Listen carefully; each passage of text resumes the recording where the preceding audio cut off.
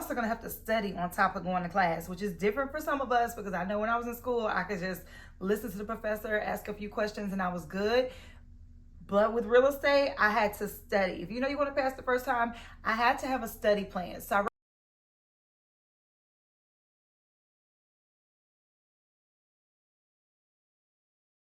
what's up, YouTube? It's your girl, Jessica Gordon, North Carolina, South Carolina realtor.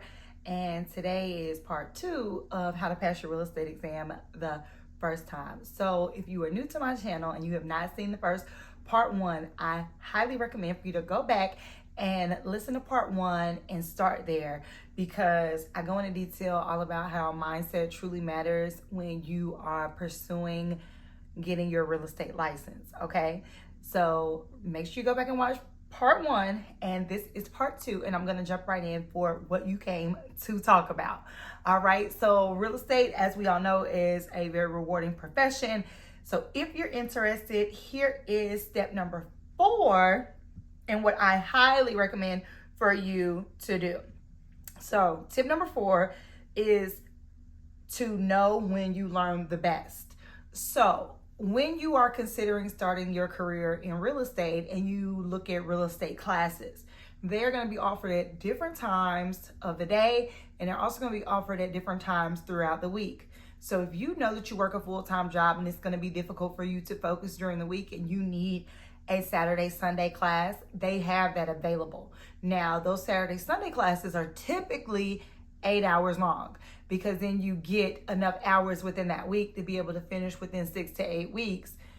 Now, that did not fit for my life. For me, I prefer 2 days a week in the evening. So I was in class from 6 o'clock till 10 o'clock. And it was very difficult, but it was better than weekends, because I really appreciate my weekends with my kids.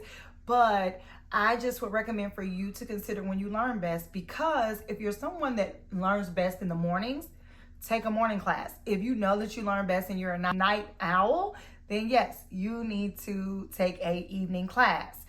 So I can't stress that enough, because if you're going to be grouchy, angry, frustrated, cranky at 8 o'clock in the morning, why would you ever take an 8 o'clock class that you're paying for and you have to retain the information?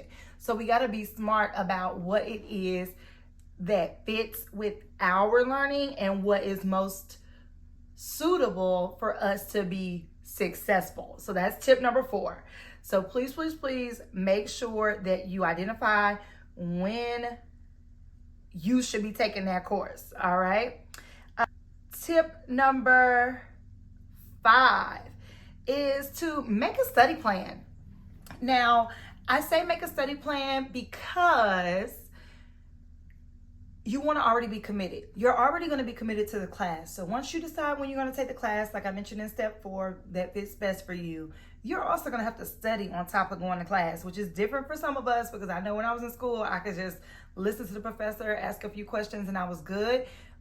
But with real estate, I had to study. If you know you want to pass the first time, I had to have a study plan. So I recommend you having a study plan of, here are the days of the week that I know I have my class, and here are the days of the week that I know that I'm going to study.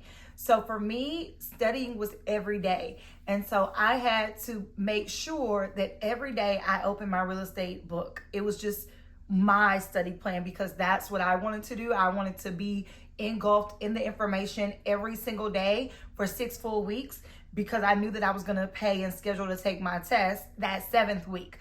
And that is exactly what I did. So I am encouraging you to make a study plan. A study plan is something that you're going to commit to. So I don't even want to call it a goal. It is your plan. If you know that you're going to be working, let's, for example, you work 8 to 5, you don't get home, you work 8 to 5. If you have a commute home, you could say that that study time in the car of you listening to YouTube videos about that particular topic that your teacher or instructor just went over class prior. Okay, so I highly recommend you making a study plan and figuring out what works best for you. If you are taking the course on the weekend, so all Saturdays already booked, you don't get out until 5 o'clock, you're going to need some downtime. And that's realistic, because Sunday morning, you're going to end up having to go back from 8 until 5. So no, I wouldn't expect you to necessarily study on Saturday and Sunday night, Make sure you're asking questions during class and recording your instructor if you need to. But the next thing that I would say is, what days, Monday through Friday, are you going to be able to commit to studying the information that you learned on Saturday and Sunday? And you have to make that commitment to yourself to say, these are the days that I'm going to study, and it's a non-negotiable. Make it non-negotiable. All right. And tip number 6 is to use YouTube as a resource. We all know that YouTube is the hugest video platform out there. You're here right now on YouTube. I'm on YouTube. We all on YouTube. I was able to find a guy named Travis Everett. Now, he's really based in North Carolina, so a lot of his content is centered around North Carolina real estate laws.